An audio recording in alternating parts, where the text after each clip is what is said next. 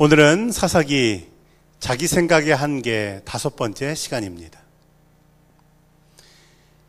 10장 1절에서 5절까지는 돌라와 야일이라고 하는 사사에 대한 말씀입니다.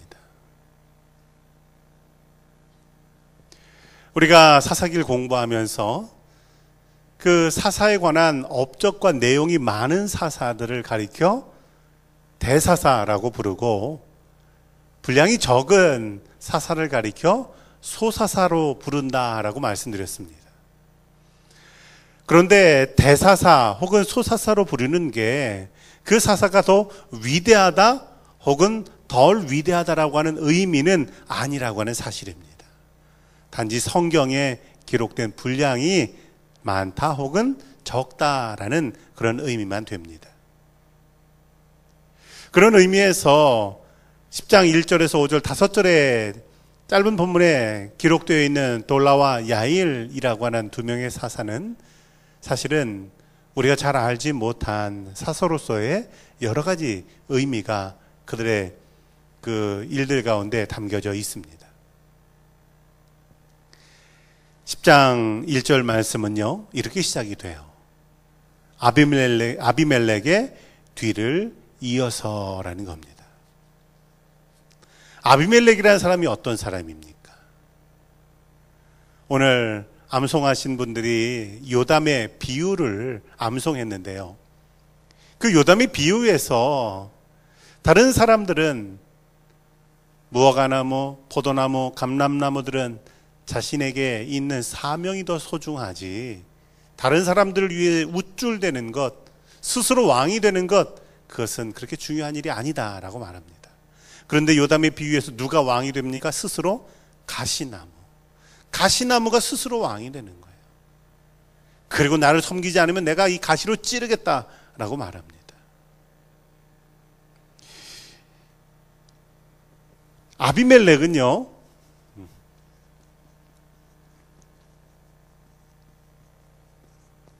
스스로 왕이 됩니다. 스스로 왕이 돼서 3년 동안을 왕노릇을 해요. 그런데 이 아비멜렉에 대해서 성경은요, 9장 전체를 기록합니다. 사사기 9장 전체. 1절에서 57절까지가 전부 다 아비멜렉의 이야기예요.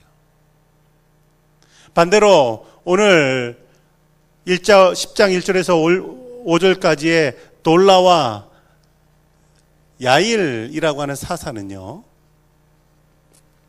두 사사가 합쳐서 이스라엘을 다스린 기간이 45년입니다.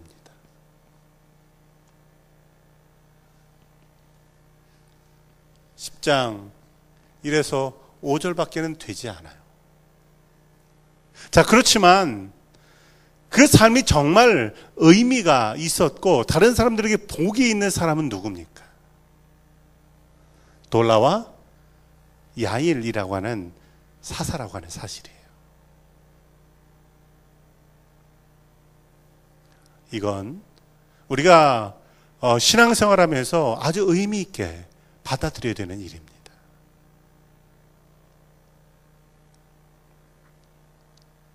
뭐 대단한 것, 한계도 없는 것처럼 성경의 그 내용은 짧은 것 같지만 사실 그 사람들의 삶에 의미가 있었던 거예요.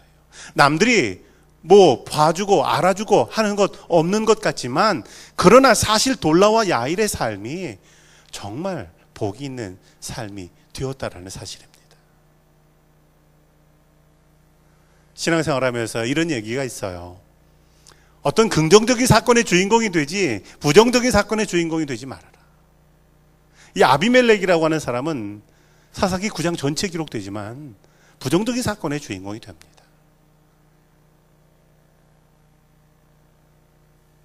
아비멜렉은 이스라엘을 괴롭게 한 사람이라고 한다면, 돌라와 야일이라고 하는 사사는 이스라엘을 복되게 한 그런 사사들이 됩니다. 어느 공동체에 속해 있든지 간에 다른 사람들을 복되게 하고, 그리고 다른 사람들에게 선을 행하는 우리 교우들 되시기를 바랍니다. 자, 그러면 이 돌라와 야일이라고 하는 사사 두 사람의 그 모습을 통해서 발견하게 되는 믿음의 모습은 어떤 겁니까? 그것은 첫 번째로는 사람의 영광보다 하나님의 영광을 사모하는 믿음이 그들에게 있었다라는 겁니다.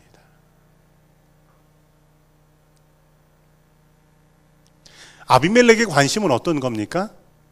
왕 되는 거예요.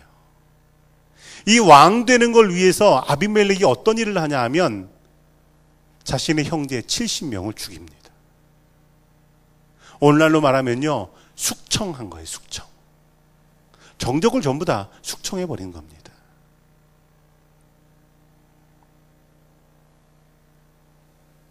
오늘날 전 세계에 두 개의 가치체계가 있다고 하면 하나는 공산주의가 있고 하나는 사회주의가 있습니다.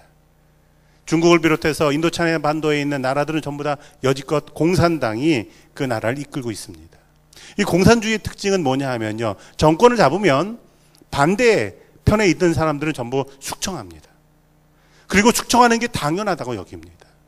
지금도 중국에서 새로운 사람이 정권을 잡으면요, 당 서열, 권력 서열, 2, 3, 4, 5, 6이 전부 의미가 없어요. 전부 숙청하면 전부 숙청됩니다. 왜냐하면 그 정권을 곤고하게 지켜나가기 위해서 하는 거예요. 그러나 민주주의는 어떻습니까? 정권을 정당에서 번갈아가면서 맡는다고 해도 숙청하지 않는 거예요. 또 숙청해서도 안 되는 거예요. 만약 정권을 잡고 숙청한다면 그건 민주주의 정신을 훼손하는 거죠. 이 아비멜렉이라고 하는 사람은 자신의 정권을 공고하게 하기 위해서 정적이 될 수 있는 그런 형제들 70명을 전부 숙청합니다. 뿐만 아니라 자신에게 반기를 들었던 세겜 사람들까지도 죽입니다. 이 사람에게 있어서 중요한 것 한 가지 있어요. 그건 사람의 영광이에요. 자신의 영광이에요. 그런데 돌라와 야일이라고 하는 이 사람들 두 명의 사사의 삶에는요, 자신의 영광이 보이지 않습니다. 자신의 이름도 보이지 않습니다. 45년이라고 하는 시간, 이 두 명의 사사가 아무 일도 안 한 게 아니에요. 그러나 그 45년이라는 시간 동안 이스라엘이 얼마나 풍요로움과 번영을 누렸나라고 하는 것이 5절 안에서 보여주게 됩니다. 나눠드린 유인물 출애굽기 18장을 보면요, 그 출애굽기 18장 21절에는 이스라엘 백성들이 애굽을 탈출해서 광야에서 50부장, 100부장, 1000부장을 세우는 그런 기준과 자격이 무엇인가에 대해서 주셨던 말씀입니다. 지도자가 될 수 있는 사람, 리더가 될 수 있는 사람은 어떤 것인가? 우리 출애굽기 18장 21절 말씀 한번 읽어보겠습니다. 너는 또 온 백성 가운데서 능력 있는 사람들 곧 하나님을 두려워하며 진실하며 불의한 이익을 미워하는 자를 살펴서 백성 위에 세워 천부장과 백부장과 50부장과 10부장을 삼으라 라는 겁니다. 이런 사명자, 직분자를 세울 때 첫 번째 기준은 어떤 것입니까? 능력 있는 사람들을 세우라는 거예요. 능력 있는 사람들.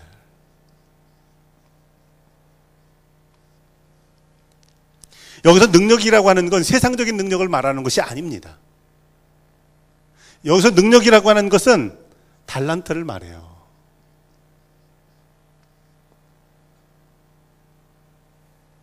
교회에서 직분과 사명을 맡길 때 제일 우선적으로 고려하는 게 어떤 것입니까? 달란트예요, 달란트. 때로 어떤 분들은 자신에게 그런 달란트가 있는지 없는지 몰라요. 그러나 목회자가 볼 때는 그분에게 그런 달란트가 있습니다. 그러면 그 달란트로 그분에게 그걸 맡기는 거예요. 많은 분들이 목사님 전 그거 못해요. 그렇게 저에게 말씀하시는 분들이 있어요. 그래서 못해요 하고 저 찾아오면 제가 알았습니다. 그리고 받아들이나요? 안 받아들여요. 그리고 2년 동안 그 사명 감당하시는 거 보면 잘 하시는 걸 볼 수 있어요. 교회에서 여러분들에게 꼭 어떤 책임을 맡기면 나에게 그런 달란트가 있구나, 그런 능력이 있구나, 감사하며 감당하시기 바랍니다. 자, 두 번째로는 하나님을 두려워하는 마음이에요.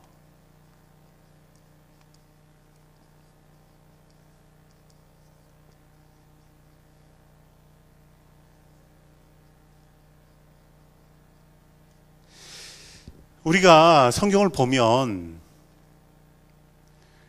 성경은 구체적으로 어떤 건 해라, 어떤 건 하지 말아라, 어디는 가라, 어디는 가지지 말아라, 어느 것은 먹어라, 어느 것은 먹지 말아라, 뭐 이런 우리 삶의 다양한 일들이 전부 다 담겨져 있지 않아요. 어떤 것들은 할 것과 하지 말할 것들이 있지만 어떤 때는 이게 해야 되나 말아야 되나, 해도 되나 안 되나, 이런 생각들을 하는 일들이 있습니다. 그럴 때 필요한 게 가치와 기준이라고 하는 거예요. 그리스도인에게 있어서 가장 중요한 기준은 한 가지입니다. 그건 하나님을 두려워하는 마음이에요. 하나님을 두려워하는 마음은 변할 수 없는 기준입니다. 하나님을 두려워하는 마음이 있다면 다른 사람이 다 된다고 해도 안 되는 게 있는 거예요. 다른 사람들이 다 가자고 해도 못 갈 곳이 있는 거고요. 하자고 해도 하지 말 것이 있어요. 하나님을 두려워하는 마음. 하나님을 두려워하는 마음 없기 때문에 우리 삶에 많은 문제들이 생겨요. 하나님을 두려워한다면 어떻게 그럴 수 있어요? 하나님을 두려워하는데도 말고 그렇게 한다고 한다면 그건 정말 하나님 믿는 게 아닌 거예요. 하나님을 두려워하지 않는 마음이 있는 겁니다.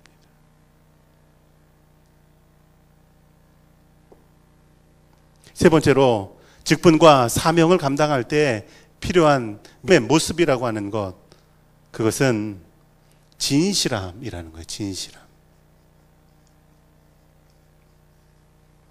진실함은 뭘 말합니까? 개인의 삶을 말해요. 개인의 삶. 신앙이라고 하는 건 지금 교회 안에서와 교회 밖에서와 달라질 수 없다라는 거예요. 어느 날 제가 선배 목사님에게서 한 가지 이야기를 들었어요. 그 목사님이 이제 임지를 옮기게 돼서 새로운 교회에 부임하셨거든요. 그랬더니 그 교회에 어떤 권사님이 목사님 새로 오셨다고 선물을 드리고 싶다고 선물을 가져왔는데 그 선물이 뭐냐 하면요, 그분이 필사하신 성경이었어요. 그러니까 그 목사님이, 아니 권사님, 성경을 필사하셨으면 권사님 잘 보관하시지 그걸 왜 저를 선물로 주세요? 그랬더니 선물로 목사님 꼭 드리고 싶다고 가져왔더라는 거예요. 그래서 그 성경을 보니까 대학 노트 한 줄에 글씨 쓰기도 어려운데요, 한 줄을 둘로 나눠가지고 거기다 깨알같이 성경을 썼더라는 거예요. 그거 처음 받을 때, 이 권사님 믿음 대단하구나. 어떻게 이렇게 성경을 썼을까? 그런데 알고 보니까 이 권사님이요, 목사님한테만 이거 선물로 준 게 아니라 여러 명한테 성경을 필사했고 선물로 줬어요. 정말 대단한 분이다 생각했는데요, 시간이 가면서 이 목사님이 그분을 다시 보게 되더라는 거예요. 이분이요, 누구한테 뭘 자꾸 빌려가지고는 안 갖다 줘요. 안 갚아요. 없으면서 있다고 그래요. 있다고 그러면서 자꾸 뭘 가져와요. 제가 어렵게 말하지만 쉽게 말하면 사기꾼이라는 거예요. 그분이 그런 모습을 보면서 이 목사님 깨닫게 되는 것이, 이게 겉으로 드러나는 것과 정말 믿음의 모습과는 다르구나. 심지어는 교회 안 다니는 사람들 가운데에도 그 권사에게 뭐 돈을 이렇게 뜯겼다고 교회 찾아오는 사람들이 막 생기더라는 거예요. 진실함이라고 하는 것, 이것은 우리 믿음에 뗄래야 뗄 수 없는 부분입니다. 하나님만 기쁘시게 하고 사람들에게 막 하며 산다면 그건 건강한 믿음이라고 말할 수 없어요. 네 번째, 출애굽기 18장에서 말씀하는 건 불의한 이익을 취하지 않는다는 겁니다. 불의한 이익. 지금 봤는데 이 화면이 왜 이래요? 이 글씨가 보이시나요?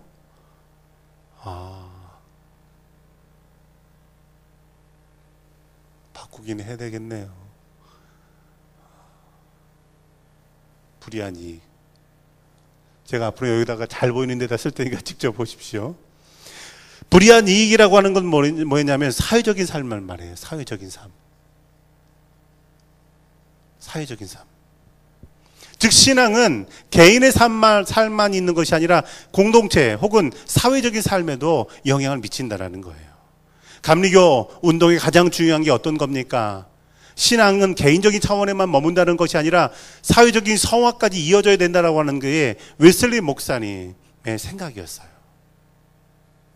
그래서 교회 안에서만 신앙생활하는 게 아니라 고아들 돌보고, 그리고 감옥에 있는 재소자들을 가서 돌보고 그들을 선교하고, 또 여러 가지 어려운 가난한 과부들, 그 사람들을 돌보는 그런 운동이 사실은 감리교 운동의 가장 중요한 그런 모습들이 된다라는 겁니다.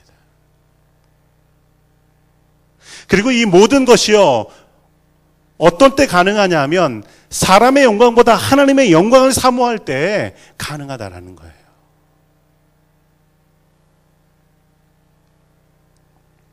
유인물의 요한복음 12장 42절에서 43절 나와 있는데요, 함께 읽어보겠습니다. 그러나 관리 중에도 그를 믿는 자가 많되 바리새인들 때문에 드러나게 말하지 못하니 이는 출교를 당할까 두려워함이라. 그들은 사람의 영광을 하나님의 영광보다 더 사랑하였다라는 거예요. 예수님께서 사역하실 때 고급 관리들 가운데 예수님 믿는 사람들이 있었어요. 그런데 드러내놓고 말하지 못했어요. 드러내놓고 예수님을 믿는다고 말하면 유대인들한테 핍박받을까 두려웠기 때문입니다. 그런 그 사람들의 모습을 성경은 한마디로 말해요. 그게 바로 사람의 영광을 하나님의 영광보다 더 사랑하더라는 겁니다. 아비멜렉이라고 하는 사람은 하나님의 영광보다 사람의 영광이 중요해요. 그러나 성경에 잘 드러나지 않는 것 같지만 돌라와 야일이라고 하는 이 사람 두 명의 사사는 사람의 영광보다 하나님의 영광이 더 중요했던 사람들입니다.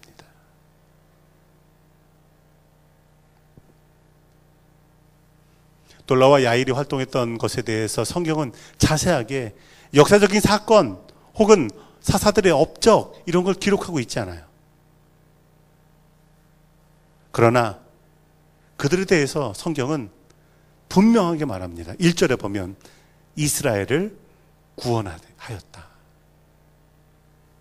3절에 보면 사사가 되었다.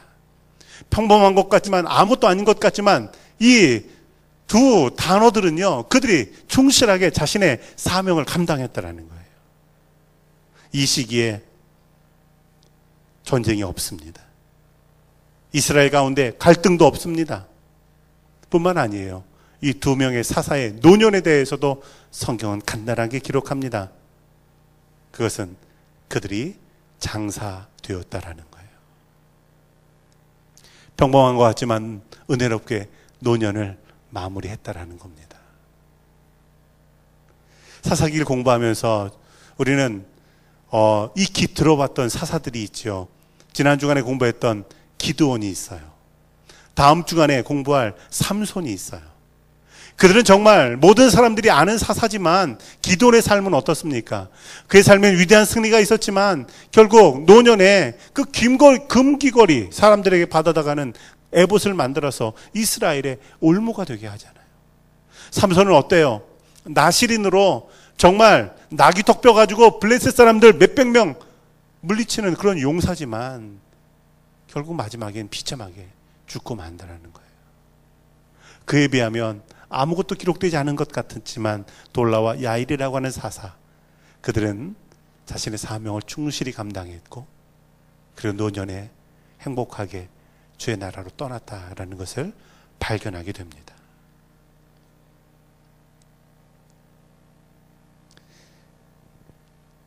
빌립보서 4장 3절 말씀 유인물에 있습니다.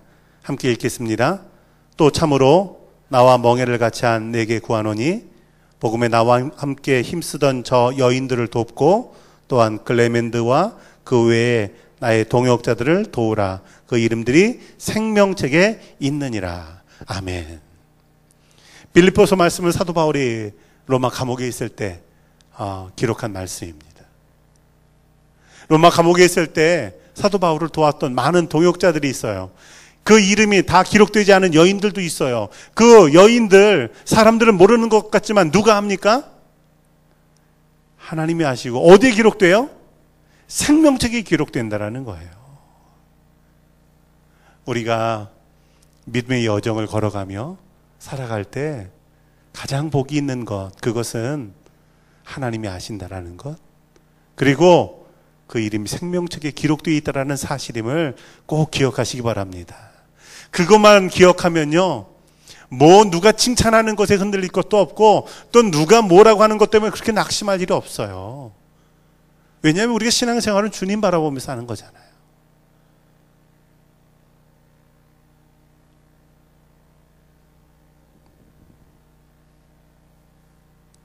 자, 돌라와 야리라고 하는 사사의 시기를 통해서 우리가 깨닫게 되는 또 하나의 믿음의 귀한 내용이 있다면 그건 축복을 성장의 기회로 만드는 믿음이다라는 거예요. 축복을 성장의 기회로 만드는 믿음. 돌라와 야일이 사사로 있는 45년 동안 이스라엘은 풍요로운 시기였습니다. 늘 주변 나라들이 괴롭히는 그런 처지에서 그런 일이 없다면 45년이라면 한 세대인데 그 세대는 정말 전쟁 없이 지냈어요.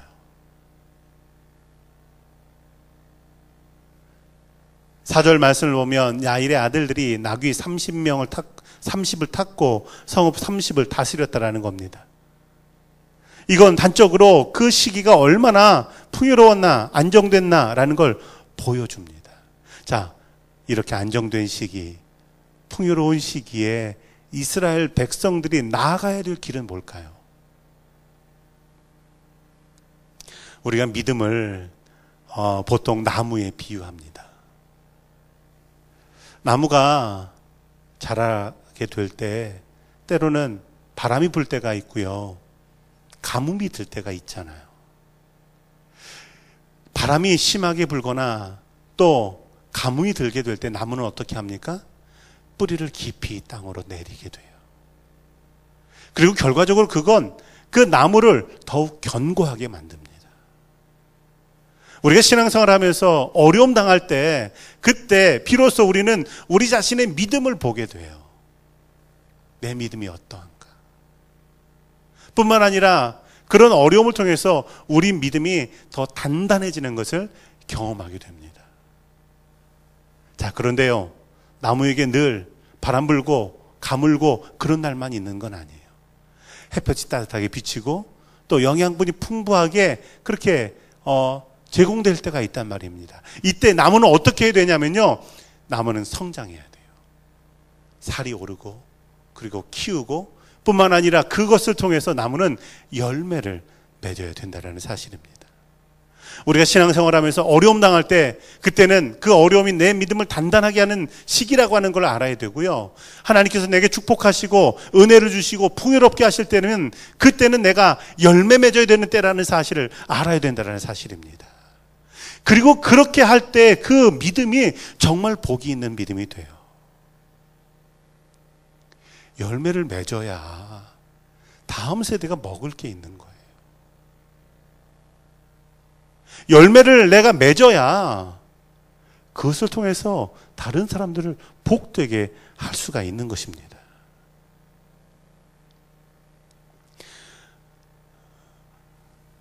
여러분이 잘 아시는 록펠러라고 하는 사람이 있어요.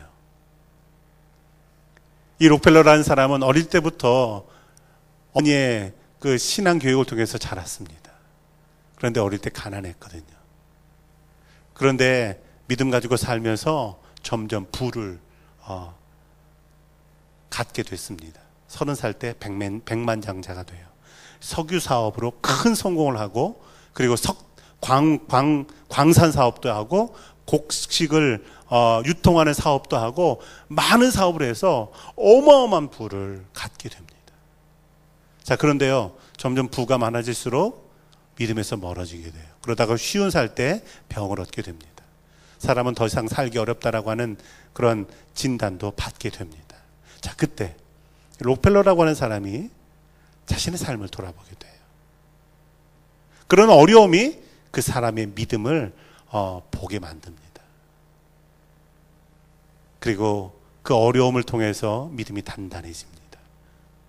록펠러를 가리켜서 우리가 사업가라고 말하는데, 록펠러는 자신의 명함에다가 사업가 앞에다 두 글자를 더 붙여요. 자선사업가. 50이 될 때까지 돈을 모으는데 전심으로 했다면 50이 넘어간 다음부터는 이것을 나누는데 이제 자신의 삶을 사용합니다. 교육받지 못한 사람들이 고위 교육받을 수 있는 단과대학을 세워요. 미국에서 일반적으로 말하는 커뮤니티 컬리지라고 하는 걸 12개나 세웁니다. 누구나 갈 수 있어요. 학력이 없어도 갈 수 있어요. 그리고 그 사람들이 공부한 후에 또 갈 수 있는 종합대학도 12개를 세웁니다. 당시 록펠러가 있는 뉴욕의 대공황에 당시에 수도관이 어려움이 있었어요. 록펠러가 자신의 돈으로 뉴욕 시민의 모든 사람들이 수도관을 전부 교체해 줍니다. 그리고 그 사람들이 일평생 사는 동안 수도요금을 다 록펠러가 내줘요. 뿐만 아니라 4,928개의 교회를 짓습니다. 그의 인생에 그런 어려움은 그의 믿음을 단단하게 할 뿐만 아니라 그가 가지고 있는 풍요로움은 이제 이런 열매로 드러나게 되었어요. 자, 그런데 두 명의 사사가 다스렸던 이 시기, 풍요로운 한 세대, 그 시기가 이스라엘 백성들에게는 그 축복이 성장의 기회로 나아가지 못하더라는 겁니다.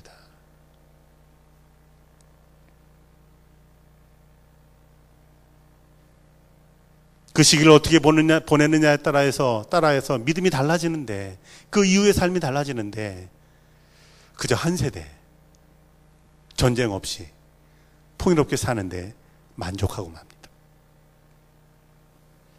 요한계시록 3장 17절은 이렇게 말합니다.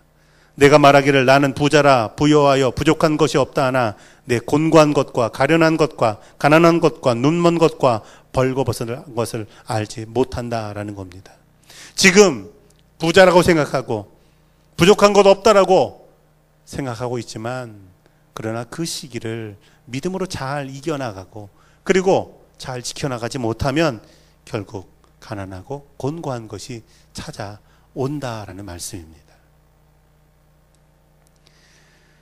돌라와 야일의 사사가 다스렸던 이 시기를 바라보면서 우리가 깨닫게 되는 그런 믿음의 모습이라고 하는 건, 하나님의 영광이 소중하고 내게 주시는 축복이 그저 나만을 위한 것이 아니라 다음 세대로 이어지도록 노력하는 것이 우리가 갖게 되는 사명이다라는 사실입니다. 자, 이제 10장 6절부터 12장 15절까지는 사사 입다에 대한 말씀입니다.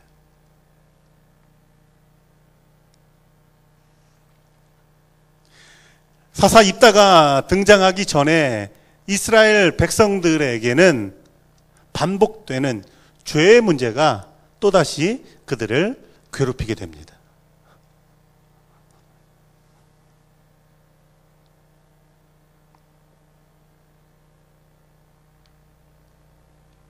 이스라엘 백성들이 사사기 시대에 경험했던 죄의 반복이 있잖아요. 하나님 앞에서 범죄합니다. 그럼 하나님 어떻게 하십니까? 하나님 징계하시죠. 이런 징계를 받은 이스라엘 백성들은 하나님 앞에 간구해요. 부르짖습니다. 부르짖게 될 때 하나님께서는 이스라엘 백성들에게 사사를 보내셔서 구원하세요. 자, 이런 구원의 은혜를 누리던 이스라엘 백성들이 뭐 합니까? 은혜를 망각해요. 그리고 은혜를 망각한 이스라엘 백성들은 다시 죄의 길로 나아가더라는 거죠. 사사 돌라와 야일이 있는 이 시기에 은혜의 시기였는데 이 은혜의 시기에 또다시 하나님을 망각합니다.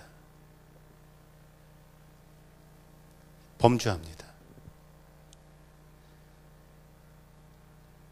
사사기 10장 6절을 보면 이스라엘의 범죄는 한 가지예요. 여호와를 버리고 그를 섬기지 아니함으로라는 겁니다.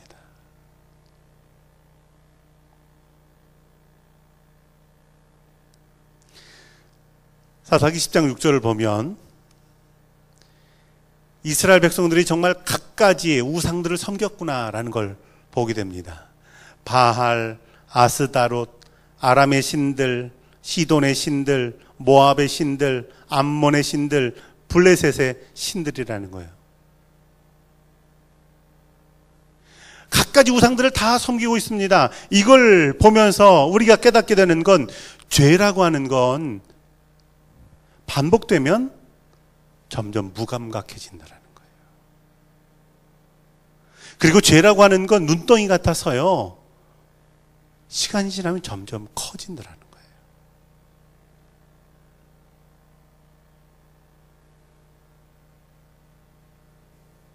이스라엘이 나라가 멸망당할 이사야 예레미야 시대에 선지자들이 하신 말씀은 어떤 겁니까?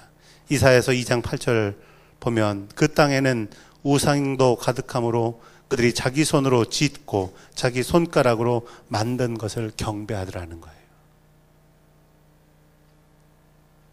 땅에 우상이 가득한데 자기 손으로 만든 그것을 스스로 섬기는 사람들이라는 거예요. 우상의 특징이 어떤 겁니까? 우상의 특징이라고 하는 건 결국 필요에 따라서 사람이 만들어낸 거라는 거예요. 스스로 만들어 놓고는 그것으로 만족한다라는 거예요.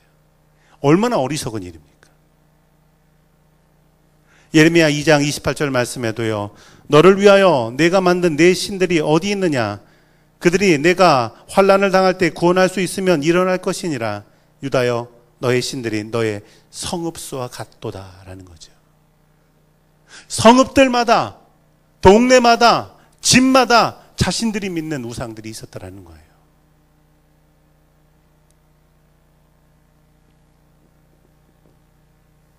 하나님의 백성으로 살겠다고 결단하고,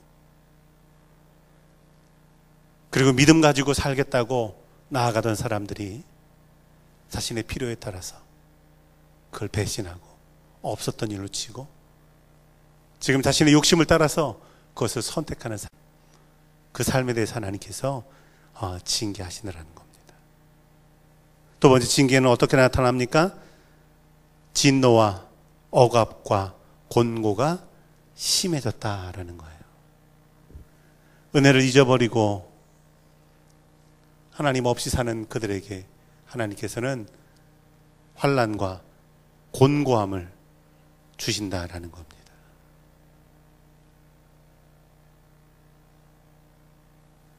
여호수아서 24장 20절에서 이렇게 말씀합니다.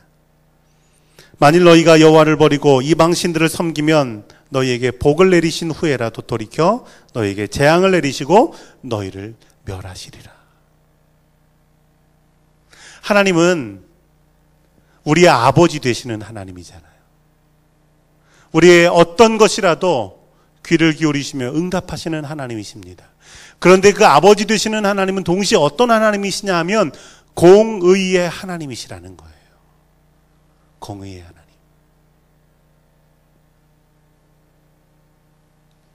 공의의 하나님은 죄 가운데 있는 이스라엘 백성들에게 2절에 주셨던 축복이라 할지라도 그 축복을 받고 누릴 만한 자격이 없다고 여기시면 회수하시는 하나님이라는 겁니다.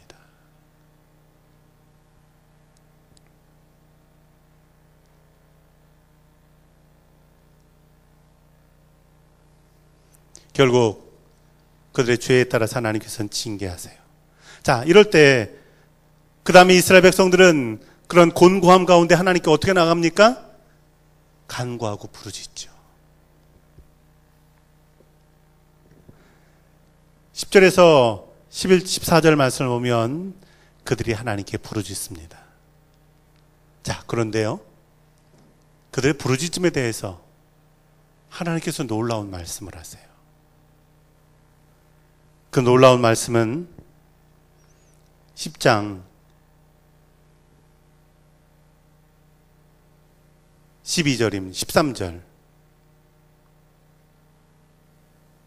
함께 읽겠습니다. 사사기 10장 13절입니다. 너희가 나를 버리고 다른 신들을 섬기니 그러므로 내가 다시는 너희를 구원하지 아니하리라. 이 말씀을 읽을 때 이 말씀이 결론이 된다면 정말 두려운 일입니다. 이 말씀이 결론이 된다면 고통스럽고 슬픈 일이 돼요.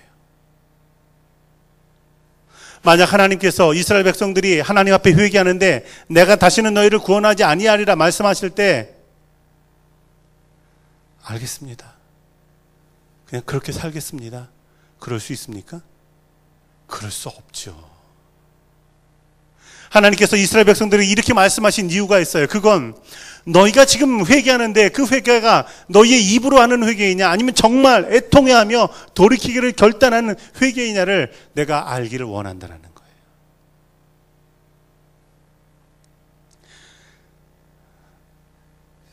가끔 제가 사모랑 얘기를 하다가 좀 마음 상하게 할 때가 있습니다. 돌이켜보면 제가 잘못했구나 이런 생각을 할 때가 있죠. 그럴 때 사과를 해야 되잖아요. 사과를 하는데 그냥 미안해 라고 말하게 될 때가 있어요. 그럴 때 사모가 어떤 얘기를 하냐면요, 진심이 안 느껴진다는 거예요. 진심이. 그러면 이제 또 이제 화가 나죠. 내가 진심을 어떻게 보여주냐, 미안하다고 하면 되지 않았냐, 이런 말들을 할 때가 있어요. 하나님 앞에 죄송하다고 회개는 하지만 하나님께서 진심이 느껴지지 않는다. 그럴 때 이스라엘 백성들이 이렇게 합니다. 하나님, 우리 자기 백성들 가운데 이방 신들을 전부 다 건져내겠습니다. 제하여 버리겠습니다. 그리고 여호와를 섬기겠습니다 라는 겁니다. 즉 진실한 부르짖음이라고 하는 건 행동의 변화가 있는 거예요. 그냥 미안해 라고 말하라로 끝이는 것이 아니라 정말 미안했으면 행동으로 변화가 일어나야 되고, 이스라엘 백성들은 하나님께 하나님, 우리 모든 이방신들을 제하여 버리겠습니다 라고 결단하게 됩니다. 그리고 그 일을 통해서 하나님께서는 이제 입다를 통한 구원을 이루신다라는 거예요. 11장 1절에서 40절까지가 입다를 통한 구원의 말씀입니다. 자, 입다에게도 자기 한계가 있습니다. 이 자기 한계라고 하는 것, 그건 불우한 환경이라는 거예요. 입다의 어떤 환경이 그에게 자기 한계가 될까요? 첫 번째로는 불행한 출생입니다.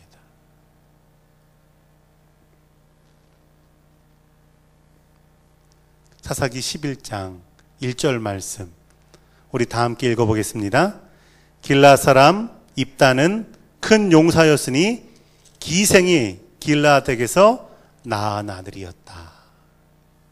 입다의 어머니는 기생이었다라는 거예요. 성경이 기록될 당시에 기생이라고 하는 말은 몸을 파는 여인을 말합니다. 입다는 입다의 아버지가 몸을 파는 여인에게서 낳아온 아들이었어요. 한 가정에 아이가 태어난다는 건 얼마나 축복된 일입니까? 그런데 입다는 원하지 않는 아이였습니다. 아버지가 입다를 집으로 데려오지만 그 집에서 괄시받으면서 성장합니다. 어릴 때부터 입다는 분노, 슬픔, 열등감 이런 것 가운데 어린 시절을 보내게 돼요. 이것이 입다가 가지고 있는 가장 큰 핸디캡이 됩니다. 자기 한계가 되죠. 뿐만 아니라 두 번째로는 가족으로부터 외면당한다라는 거예요.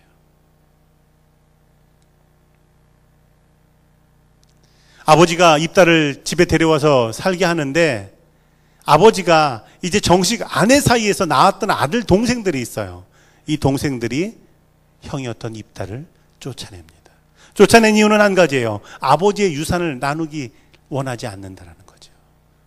그래서 쫓아냅니다. 쫓아낼 때요, 동네 사람들까지 함께 합세를 해가지고 입다를 쫓아냅니다. 불우하게 태어났을 뿐만 아니라 결국은 그 집에서도 외면당해요. 세 번째로 입다의 한계는 이방인이라는 겁니다. 입다는 쫓겨나서 어디로 가냐면 놉 땅으로 갑니다. 놉 땅은 이방 땅이에요. 11장 3절 말씀을 보면 이에 입다가 그의 형제들을 피하여 놉 땅에 거주하며 잡류가 그에게 모여와서 그와 함께 출입하였더라. 이 잡류가 뭡니까? 이 잡류라고 하는 게요, 원어적인 의미로는 쉽게 말해서 깡패. 그냥 일하는 거 없이 그냥 왔다 갔다 하는 사람들인 거죠. 성경을 잡류라고 표현합니다. 이방 땅에 가서 그런 사람들과 어울려 살게 된 거예요. 태어날 때부터 이런 자기 한계를 가지고 있었습니다. 일본이 1970년대, 80년대 전 세계를 지배한 회사가 있어요. 소니라고 하는 회사, 그리고 파나소닉이라고 하는 회사입니다. 이 소니와 파나소닉이라고 하는 일본의 전자제품 회사가 전 세계를 지배할 때 전 세계 수많은 회사들이 망했어요. 그동안 사람들은 그 수동으로 가는 시계를 찾았는데요. 일본이 전자시계를 만들어냈을 때 이 전 세계적으로 통용되게 됩니다. 그래서 스위스의 수많은 시계 만드는 회사들이 다 망했어요. 그 당시에 전자제품 가운데선 많은 경우에 진공관을 사용했거든요. 전축에도 다 진공관을 쓸 때였습니다. 뭐 미국, 영국, 독일 이런 데 다 유명한 진공관 회사들이 전 세계를 휘어잡고 있었는데 일본이 트랜지스터를 만들어 가지고는요, 전 세계 모든 그런 오디오 회사들이 망하게 돼요. 그리고 일본 제품이 전 세계를 휘어잡습니다. 자, 이럴 때 이 파나소닉이라고 하는 회사를 창업했던 마츠시타 고노스케라는 사람이 있어요. 이 사람에게 어느 날 질문을 합니다. 질문할 때 당신이 이렇게 성공적인 삶을 살게 된 비결이 뭡니까? 그때 이 마츠시타 고노스케는 이런 말을 합니다. 나는 일생 살아갈 때 세 가지 감사할 조건이 있습니다. 첫 번째로 나는 11살 때 부모님을 잃었습니다. 그래서 나는 일찍 철이 들었습니다. 그래서 감사합니다. 두 번째, 나는 학교를 초등학교 4학년까지밖에 다니지 못했습니다. 그래서 일생 동안 늘 배우면서 살았습니다. 그것을 감사합니다. 세 번째, 나는 어릴 때부터 몸이 약했습니다. 그래서 늘 건강을 예민하게 다뤘고 관리하는 데 힘썼습니다. 그래서 지금껏 건강할 수 있었습니다. 이 세 가지 이유는 어떻게 보면 마츠시타 고노스케라고 하는 사람에게 있어서는 정말 자기 한계가 될 수 있는 건데, 이 자기 한계가 오히려 이 사람에게는 복이 되었다라는 그런 말입니다. 환경이라고 하는 것, 우리는 영향받습니다. 그러나 환경이라고 하는 것, 그것보다 더 중요한 건 어떻게 반응하느냐에 따라 달라진다라는 겁니다. 입다, 그 사람이 바로 대표적인 경우입니다. 제가 예전에 부목사 시절에 한창 신방을 많이 할 때는요, 1년에 1000가정 정도 신방했어요. 야, 놀라지 않으시네요. 1년에 1000가정 신방하려면요, 정말 아침에 눈 뜨면 나갔다가 저녁에 들어와서 자고 다음날 눈 뜨면 나갔다가 이렇게 해야 1년에 1000가정 신방하거든요. 1000가정을 매년 신방하면서 제가 알게 된 게 몇 가지 있는데, 그 가운데 한 가지가요, 사람은 똑같다라는 거예요. 광림교회 부목사를 하면 대통령 빼고는 다 신방해 본다라는 그런 얘기가 있어요. 뭐 부총리, 무슨 장관, 뭐 총장, 학장, 병원장, 뭐 교수 할 것 없이 다 신방해 봅니다. 물론 가난한 반지하 월세방에 사는 분들도 다 신방해요. 제가 많은 다양한 분들을 만나면서 깨닫게 되는 게, 사람은 똑같이 하루 3끼 먹고 산다라는 거예요. 그리고 또 한 가지는요, 가정사가 없는 가정은 없다라는 겁니다. 우리 교우들 가정에 많은 여러 가지 일들이 있잖아요. 저는 뭐 그것이 아무 일도 아니다 그런 의미는 아닙니다. 그것은 정말 힘들고 어려운 일이긴 해요. 그러나 가정사가 없는 가정은 없다라는 거예요. 가정들마다 다 이야기가 있습니다. 입다에게 있어서 가정사는 정말 받아들이기 어려운 일이었어요. 이게 자기 한계입니다. 그런데 입다는 그 한계에 넘어지지 않고요, 한계를 이기고 하나님께 쓰임받게 된다는 사실입니다. 우리 교우들의 삶 속에서도요, 여러 가지 자기 한계가 있지만 하나님께서 날 사용하신다, 하나님께서 내 자녀를 축복하신다, 하나님께서 내 자녀를 더욱 값지고 보배롭게 쓰신다라고 하는 그런 믿음 가지고 나아가시기를 주의 이름으로 축복합니다. 자, 한계를 극복하는 입다는 어떻게 한계를 극복할까요? 2가지예요. 한 가지는 그에게 하나님을 믿는 믿음이 있었다라는 겁니다. 하나님을 믿는 믿음이라고 하는 것, 그건 그 삶 자체를 송두리째 바꿔놓을 수 있는 가장 중요한 키포인트가 돼요. 아무것도 없는 것 같지만 그에게 믿음이 있다는 것이 그의 삶의 변화에 중요한 단초가 됩니다. 그에게 믿음이 있었다는 걸 어떻게 발견할 수 있냐면요, 나중에 이스라엘이 전쟁을 하게 될 때 장로들이 찾아와요. 찾아와서는 하는 말이, 이 전쟁을 내가 좀 이끌어주면 안 되겠느냐라는 제안이죠. 군대 장관이 돼달라는 거예요. 지도자가 돼달라는 겁니다. 이런 요청 앞에서 입단이 이런 말 합니다. 사사기 11장 9절 보면요, 입다가 길라 장로들에게 이르되 너희가 나를 데리고 고향으로 돌아가서 암몬 자손과 싸우게 할 때에 만일 여호와께서 그들을 내게 넘겨주시면 이라는 거예요. 내가 그들을 쫓아내면, 내가 전쟁에서 이기면 이라고 하는 의미가 아니라 여호와께서 넘겨주시면 이라는 겁니다. 나중에 실제로 적과 만나서 이야기할 때에도 이렇게 말합니다. 우리 하나님 여호와께서 우리 앞에서 어떤 사람들이라도 쫓아내시면 우리가 차지할 수 있다.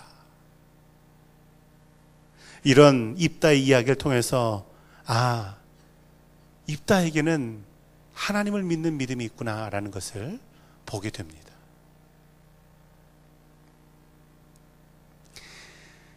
하나님을 믿는 믿음이라고 하는 것, 그것은요, 울 수밖에 없는 처지에서도 우리를 찬양하는 사람으로 만들게 합니다. 포기할 수밖에 없는 절망적인 순간에서도요, 편안하게 잠을 잘 수 있게 합니다. 원망하고 불평하고 저주할 수밖에 없는 상황에서도요, 축복하고 그리고 사람을 살리는 일을 감당하게 한다라는 사실입니다.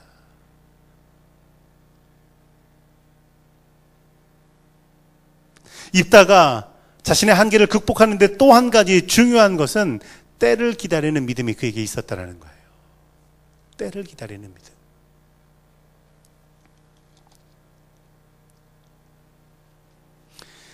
사사기 11장 1절에서 입다를 소개할 때 입다를 이렇게 소개합니다. 큰 용사다라는 거예요. 큰 용사.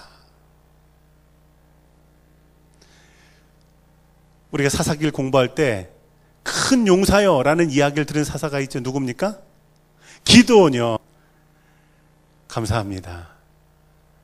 우리 낫반한테는 질문했더니 다 잊어버리셨더라고요.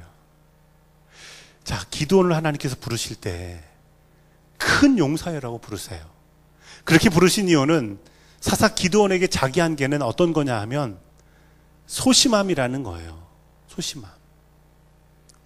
그래서 밀을 타작하는데 자신의 집 광에 있는 포도주 틀에다가 밀이삭을 놓고 타작하는 그런 거잖아요. 그런 사람인데 주의 사자가 나타나서 기드온에게 큰 용사여라고 말씀하시면서 그를 격려하세요. 사실은 큰 용사가 아니지만 이제 내가 큰 용사가 되리라 이런 의미로 말씀하셨는데 입다는 그게 아니에요. 입다는 정말 큰 용사였어요.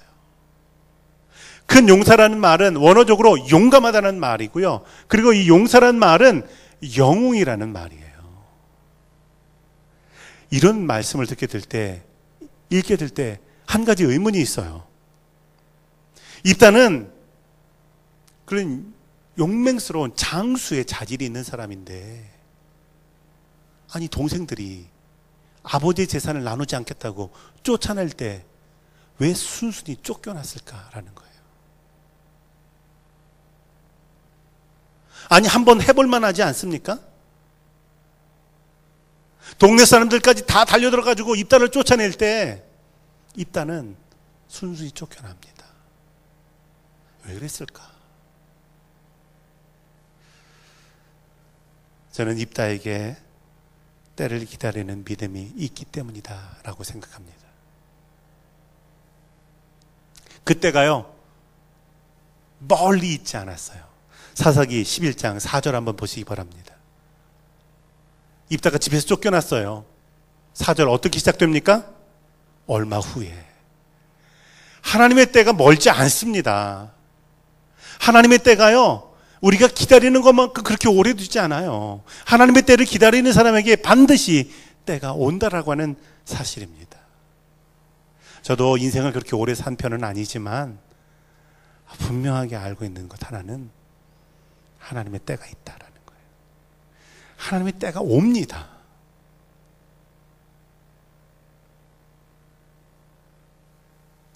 하나님의 때를 기다리는 믿음이 입다에 있었기 때문에 한번 해볼 만하지만 순순히 집에서 쫓겨나요. 자, 근데 얼마 후에 그 때가 옵니다. 그때는 무엇이냐면요, 전쟁이 일어나게 될 때 이 길앗 장로들이 입다를 찾아와서는 이 전쟁을 이끌 지도자가 되달라는 거예요. 아, 이때 입다의 마음은 어떨까요? 야, 사람 마음 간사하다. 나를 쫓아낼 때는 언제고 이제 와서 도와달라고 하나? 아마 그런 마음이 없지는 않았을 것 같은데요. 입다는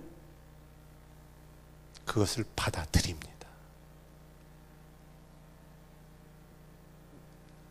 아니 그 사람들의 속이 어떤 걸 다 알면서도 입다는 그것이 나에게 주시는 하나님의 때라고 하는 사실을 기억하고 그 때를 붙잡아요. 화난다고 하나님이 내게 주시는 때를 걷어차지 마시기 바랍니다. 사람의 생각으로 그 기회를 흘려버리지 마십시오. 어떤 때 사람이요, 그 속이 정말 속이 아닌 것 같고 정말 그 사람이 너무 간사한 것 같고 그렇다 치더라도 하나님께서 내게 주시는 기회라고 생각한다면 그 기회를 붙잡는 것도 믿음이라는 거예요. 아, 입다가 돼서 생각해 보세요. 자신을 그렇게 홀대하고 자신을 그렇게 무시하고 그러던 사람들이 이제 와서는 도와달라고, 한 번만 좀 해달라고. 때를 기다리는 믿음이 있었던 입달은 그 기회를 붙잡고 11절에 어떻게 합니까? 이에 입다가 길앗 장로들과 함께 갔다라는 거예요. 함께 갔다.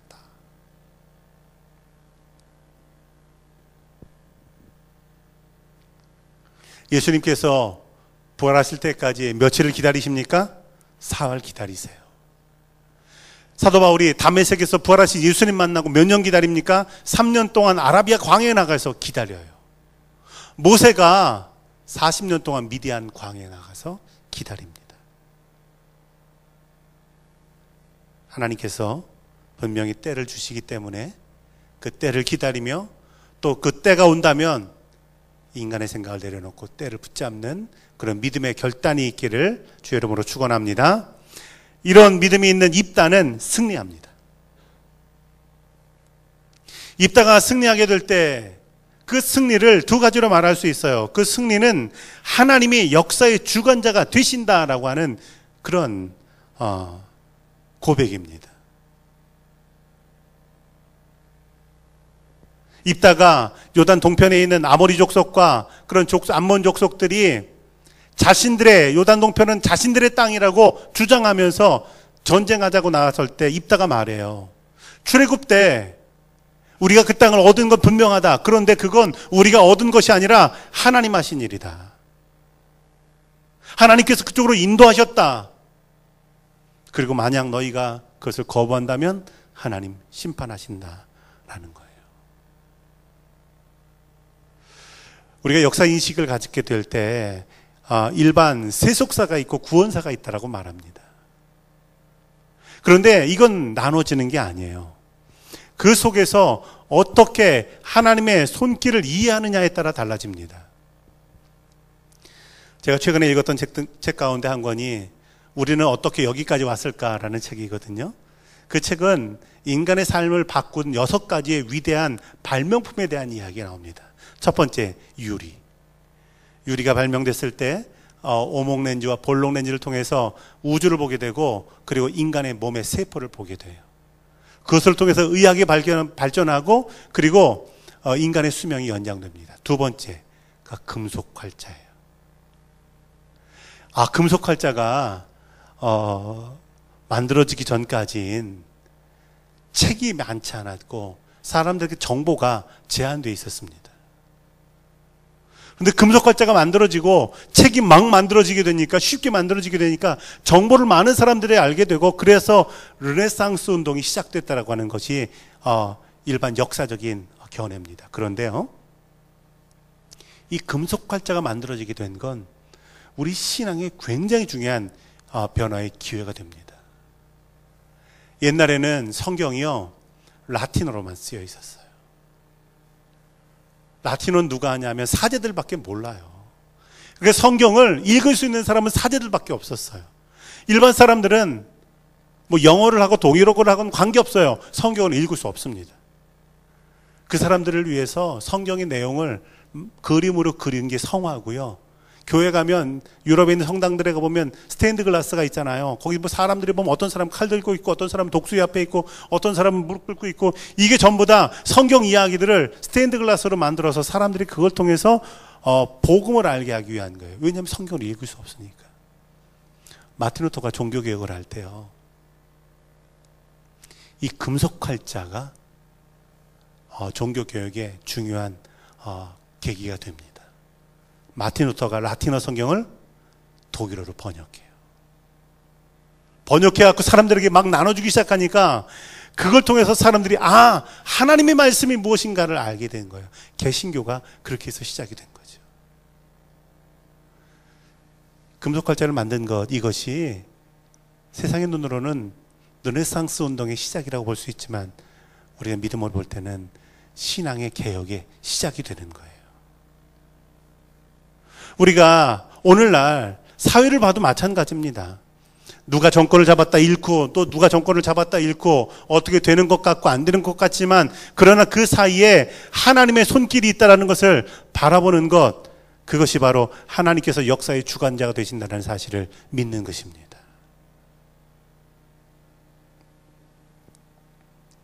하나님께서 역사의 주관자가 되신다고 한다면 누가 좀 잘하는 것 같고 누가 못한 것 같고 이것에 흔들릴 이유가 없어요. 왜냐하면 하나님께서는 합력하여 선을 이루어 나가시기 때문에 그렇습니다. 누가 왼쪽이고 오른쪽이고 이것도 의미가 없어요. 하나님은 모든 것을 합쳐서 일을 이루시는 분이기 때문이다라는 거예요. 입다가 승리하게 된 또 한 가지 이유는요, 여호와께서 넘겨주시면이라는 믿음입니다. 입다는 용사지요. 그리고 이방 땅에 나가서 깡패들과도 좀 어울려서 그 세계가 좀 돌아가는 일도 알고 그 세계에서 리더십을 갖는 방법도 알아요. 그런데 입다가 이렇게 말하지 않습니다. 당신들이 나한테 올 줄 알았습니다. 내 힘 믿으십시오. 내가 당신들 문제 해결해 주겠습니다. 나를 따르십시오. 그렇게 말하지 않고 여호와께서 그들을 내게 넘겨주시면 이라고 말해요. 여호와께서 내게 넘겨주시면 이라고 하는 건 오늘의 우리의 삶에도 마찬가지의 의미입니다. 여호와께서 넘겨주시면 내가 이길 수 있습니다. 여호와께서 넘겨주시면 극복할 수 있고, 여호와께서 붙여주시면 내 건강도, 내 자녀도, 내 물질도, 내 직장도, 내 일도 이겨나갈 수 있습니다 라고 하는 믿음입니다.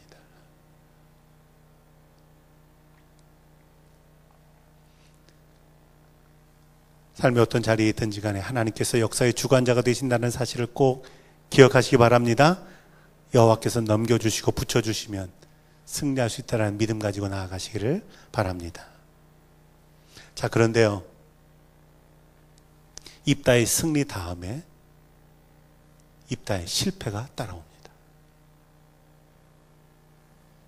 지난 시간 기도원에 대한 말씀을 나눌 때도요, 우리가 기억할 것이 있다면 하나님께 주신 승리 뒤에는 유혹과 시험이 있다라는 거였잖아요. 그래서 섰다 생각하는 사람은 넘어질까 조심하라, 성경이 말씀하는 거잖아요. 입다의 승리 뒤에 실패가 따라옵니다. 입다가요, 전쟁터에 나가면서 이런 말을 하는 거예요. 내가 전쟁에서 승리하고 돌아올 때 나를 제일 먼저 반기는 사람이 있다면 그 사람을 하나님께 번제물로 드리겠다. 아니, 어떻게 이런 말 할 수 있습니까? 승리하고 돌아올 때 제일 먼저 축하주로 나오는 사람이 있으면 칭찬해주고 상을 줘야 되지, 어떻게 그 사람을 번제물로 드릴 수 있습니까? 아니, 입다는 왜 그런 걸까요?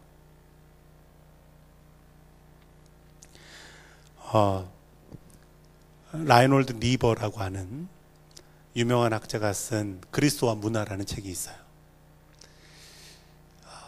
그리스도와 문화라는 책은 신앙을 가지고 나아갈 때 신앙과 문화가 서로 충돌할 때가 있다는 것을 말합니다.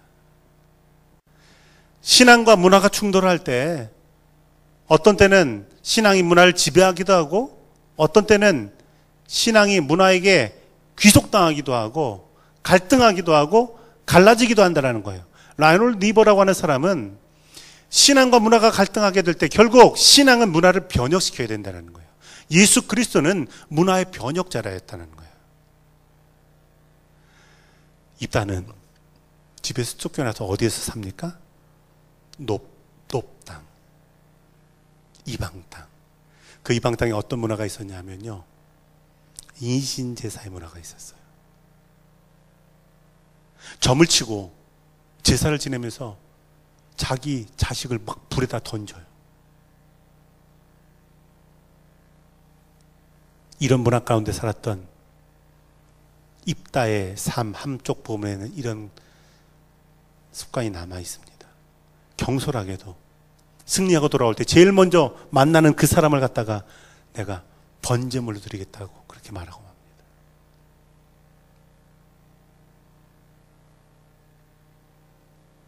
우리가 신앙생활하면서 늘 기억할 말씀이 로마서 12장 말씀, 너희는 이 세대를 본받지 말고 라고 하는 말씀입니다. 인간의 문화라고 하는 건요, 늘 인간의 욕심과 인간의 쾌락을 따라가게 돼 있어요. 즐거우면 용서된다라고 말합니다. 그러나 성경이 말하는 가치는 그게 아니에요. 입다의 이 일을 통해서 우리가 한 가지 고민해 볼 게 있습니다. 입다가 서원하잖아요. 서원. 첫 번째로 만나는 사람은 번제로 바치겠다. 이 서원을 지켜야 되는 거예요? 안 지켜야 되는 거예요? 지켜야 돼요? 딸인데 안 지켜야 돼요? 서원을 안 지키는 건 불이행하면 이건 죄잖아요. 그렇죠? 서원을 안 지키는 건 죄예요. 성경에서 말합니다. 자, 그러면 인신제사 이건 뭐예요? 하나님께서 어떻게 여기시는 거예요? 가증히 여기신다라고 말해요. 가증히 여기시는 죄예요. 이것도. 자, 입다 어떻게 해야 되는 거죠? 서원을 안 지켜도 죄, 서원을 지켜서 인신제사를 해도 죄. 둘 다 죄죠. 어떻게 해야 돼요? 그렇죠. 레위기에는 이 인간의 서원에 대해서 취소할 수 있는 규례를 만듭니다. 갖가지 규례가 있죠. 처녀가 서원을 했는데 그걸 취소하려면 어떻게 해야 되는지, 또 경솔하게 서원을 하면 어떻게 해야 되는지가 있어요.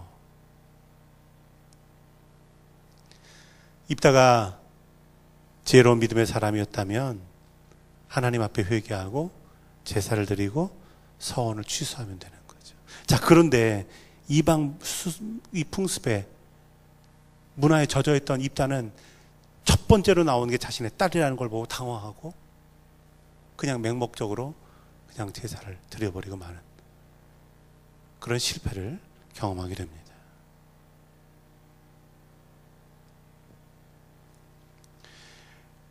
제가 때때로 우리 교우들에게 자녀들을 교회 안에서 자라게 해야 된다라고 말씀드린 이유가 교회 안의 문화를 자연스럽게 받아들이도록 해야 되기 때문에 그래요. 그 문화가 자연스럽게 익혀져 있으면 혹여라도 사춘기를 지나고 청년기를 지나면서 교회에서 멀어지는 일들이 있다고 할지라도 다시 교회로 나오는 것이 어렵지 않아요. 우리 교회에서 아기 학교를 하고 또 그 아기를 기르는 부모들을 어떻게든 믿음으로 잘 세워보려고 노력하는데요. 그 아기 학교에 참여하는 부모들 보면 어릴 때 교회 다녔다가 교회에서 멀어졌던 부모들이 꽤 있어요. 자, 그런데 결혼하고 아이를 낳고 그러면서 마음속에 한 가지 생각은 우리 아이는 교회에서 잘 자라면 좋겠다는 생각을 해요. 그래서 그 아기 학교를 통해서 다시 믿음을 회복하는 부모들이 얼마나 많은지 몰라요. 그래서 더 관심 갖고 잘 그 부모들을 도와주려고 해요.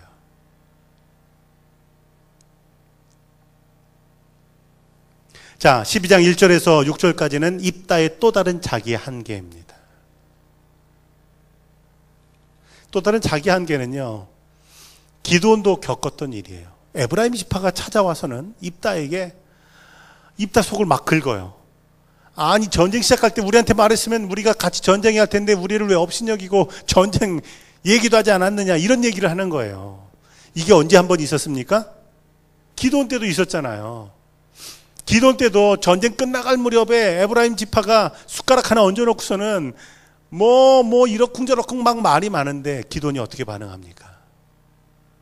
에브라임의 끈물 포도보다 우리 아비에셀의 만물 포도가 못하다라고 말해요. 당신들이 한 게 훌륭한 일이고 우리가 한 건 별 볼 일 없습니다. 기드온의 삶에도요, 승리 뒤에 이런 또 한 번의 시험이 있지만 기드온은 이것을 믿음으로 잘 이겨납니다. 근데 입다는 그러지 못해요. 와서 속을 뻑뻑 긁어댈 때 있지도 않은 얘기를 입다한테 하는 거잖아요. 성경을 읽어보면요, 길르앗 사람들은 별도의 지파 사람들인데 니네들 조상은 우리 에브라임 지파에서 갈라나간 그런 사람들이야. 아니 족보도 모르면서 어디서 무슨 사사라고 뭐 전쟁 한 번 이겼다고 무슨 사사라고 에브라임이 그런 얘기를 하는 거예요. 에브라임이 그 얘기를 탁 듣고 완전 입다가 그 얘기를 탁 듣고요. 그 소리가 탁 삶에 걸립니다. 요단강 동편과 요단강 서편으로 지파들이 나눠져 있는데 입다가 요단강 나루터를 딱 장악해요. 그리고 건너는 사람들한테 말을 시킵니다. 발음해봐. 시볼렛. 에브라임 사람들이 이 시볼렛이라는 발음을 잘 못했다라는 거예요. 우리나라 경상도 분들이 잘 못하는 발음이 있죠? 쌀 잘 못하세요. 살 이러시잖아요. 시볼렛 해봐. 못해? 에브라임 42,000명을 죽입니다.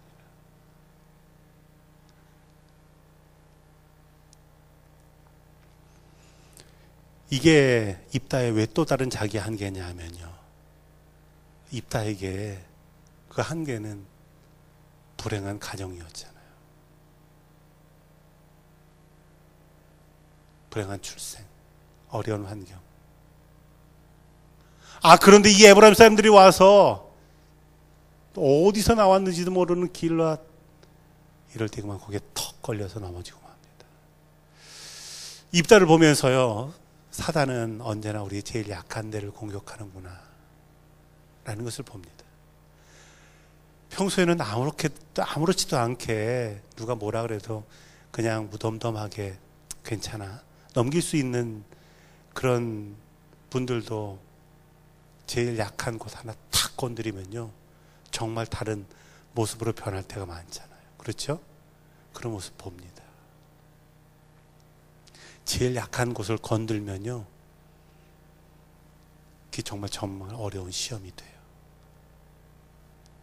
입다는 결국 그것에 걸린 넘지고 이스라엘 백성들을 구원하는 사사가 되지만 사사로서 6년밖에는 이스라엘을 다스리지 못합니다. 그리고 결국은 죽고 맙니다.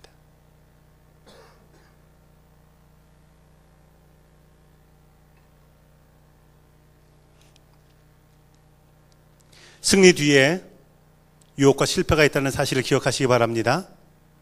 내가 극복한 자기 한계, 그것이 믿음으로 극복되지만 그러나 우리 안에 잠재되어 있을 때 있습니다. 그것을 깨어서 기억하시기 바랍니다.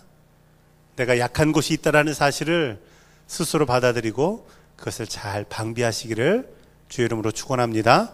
자, 이제 12장 8절에서 15절까지는 입산, 엘론, 압돈이라고 하는 세 명의 사사가 나옵니다.